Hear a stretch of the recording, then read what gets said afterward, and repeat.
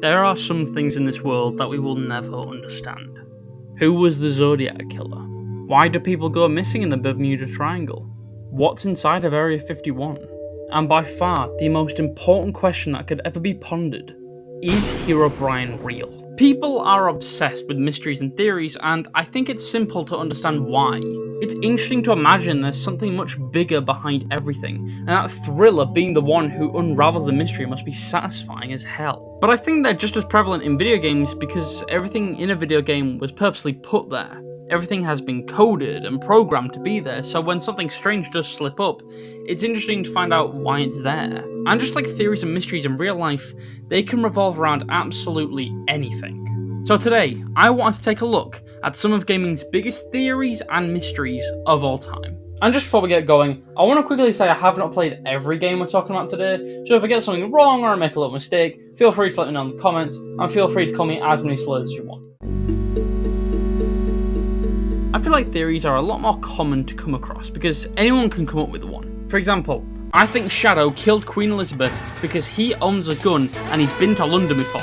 So boom, there's your theory. But some of these can actually be intriguing as hell. Like one of my favourite theories of all time, that Majora's Mask is actually an allegory for the 5 stages of grief. Many people believe the themes in Majora's Mask is supposed to represent the 5 stages of grief, with the first stage being shown through the people in the Clock Town carrying along with their ordinary life despite the impending doom with the moon crashing. The second stage, anger, is shown through the Deku's King desire for revenge against the monkeys, and the third stage, bargaining, can be seen through the Darmani begging Link to help save his people. Depression, the fourth stage, is shown through Lulu's sorrow over Macao's death, and the final stage being acceptance is shown through Link moving on from the events of the game. It's an incredible theory that's supported by the fact that Majora's Mask is a much darker Zelda game, so this wouldn't be too outside of the realm of possibility. But other times, there's theories that you're drinking period blood. Yeah, so this Bloodborne theory came from numerous amounts of iconography that's supposed to represent the female reproductive system, and the more damning evidence comes from the blood vials you find in-game that can only be given to you by the female NPCs. However, they cannot be given to you by elderly NPCs, and one of them even stops giving them to you once she has the incurable STD known as being pregnant. My god, man, that must have been absolutely awful.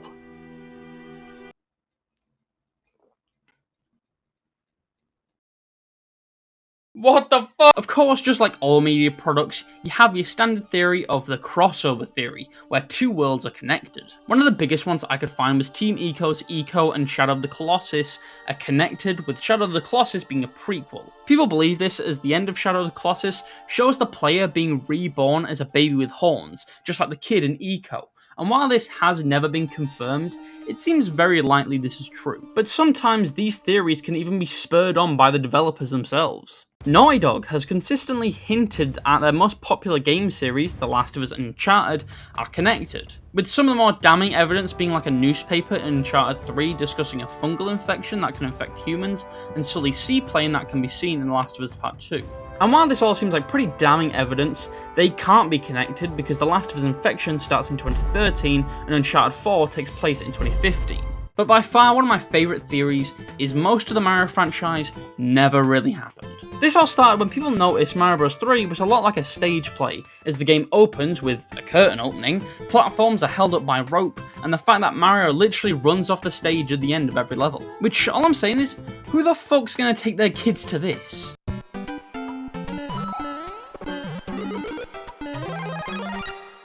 Well, this sucks. This theory was eventually confirmed by Miyamoto, but then people realised that a lot of other Mario games seem to have elements that point to them not being real. For example, Mario Party has always been said to be like a game show, and Mario Kart 8 featured Mario Kart TV, which showed clips of races that take place, so maybe it's like the F1, and in Mario 64, Lakitu is said to be a cameraman, so maybe it's like a movie of some sort. However, I should mention, in that same interview, Miyamoto said he was Bowser Jr.'s mother. So I feel like mysteries are a lot more intriguing than theories, because while some theories can be really interesting, sometimes that unsolved questions can be just so much better. And just like theories, mysteries can range from an identity of a character like Master Chief to Mason from Black Ops fucking 360 no-scope JFK. But by far one of the most popular mysteries in video games is Missing No in Pokemon Red and Blue. Missing No was a glitch in the original Pokemon's code, basically meaning if you encounter a wild Pokemon in a glitched area, it will take a placeholder of Missing No. But even though Missing No is nothing more than a glitch in the game's code, some fans believe Missing No is an actual Pokemon, with some of them theorizing that he's actually a failed Mewtwo experiment. Pretty much all Rockstar games are filled to the brim with mysteries. Who is the Stranger Man? Was Michael actually abducted by aliens? Is there a rat man inside the sewers of GTA 4? But by far the most popular mystery in Rockstar's history is definitely the Bigfoot mystery. The Bigfoot mystery started as players reported seeing footprints and hearing growling noises in the game's more rural areas. And this led people to believe there was an actual Bigfoot hidden somewhere in the game.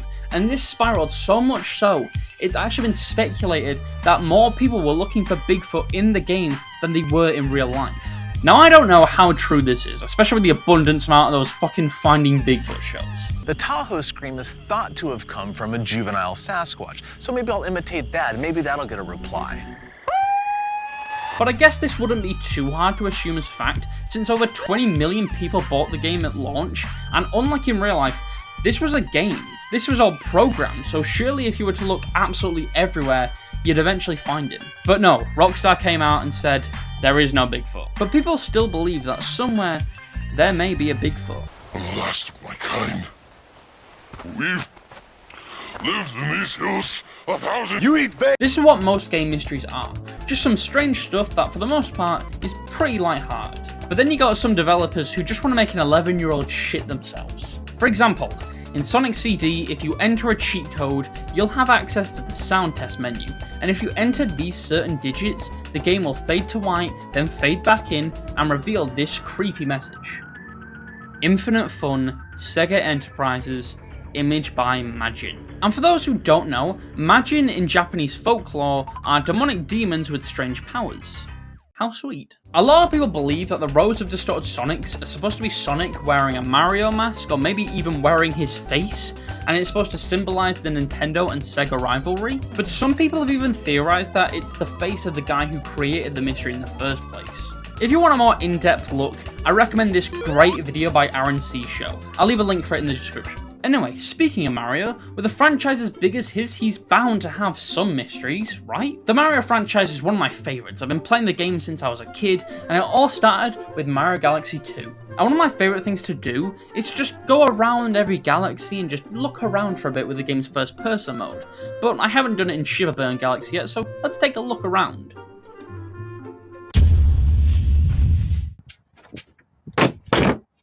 Mario 3D Land. This was actually the first game I ever 100%ed, but apparently I missed something over here, so let's just go check it out.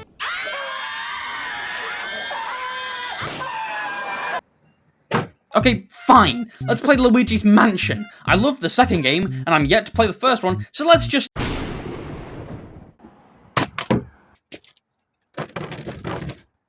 But by far the most popular Mario mystery is Mario 64's L is Real. You see, for years Mario was always accompanied by his brother Luigi.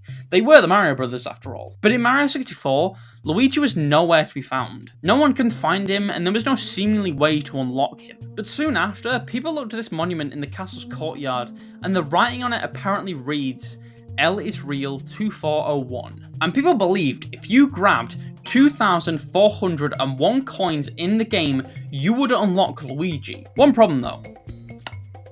There's only 2,072 coins in the actual game. So for a time, the trail went cold. But then, 8 years after Mario 64's initial release, Mario 64 DS came out, and Luigi was finally a playable character. And with that, the mystery came to a close. But then, again, in 2020, 24 years after Mario 64's release, the source code for the game was leaked, and among other files of unused content, Luigi's model was revealed, proving he was once supposed to be added into the game, but wasn't officially added, most likely due to the power or the lack of power of the N64. And with that, the mystery finally came to a close. Forever. Now obviously, these aren't all video game theories and mysteries out there. Maybe one day we can pick this subject back up and I can talk about it a bit more. But for now, I think I've talked about enough. But I quickly want to talk about a theory that I came up with. Well, me and my mate did. And this theory is about Minecraft. No, it's not a Herobrine theory, it's a bit more interesting than that. So let me set the stage for you. Me and my mate were both playing Minecraft, just living life, and one of the songs came on. And I asked him, why do you think the music's so sad? And he and I came up with a theory that you were playing as a man who had washed up on an island in the middle of the ocean after a shipwreck, and now you have to survive in the wilderness, survive in the elements, and that's why the music is so somber. This isn't a game to Steve, this is fucking survival. But hey, that's just a theory. A Wozzer theory!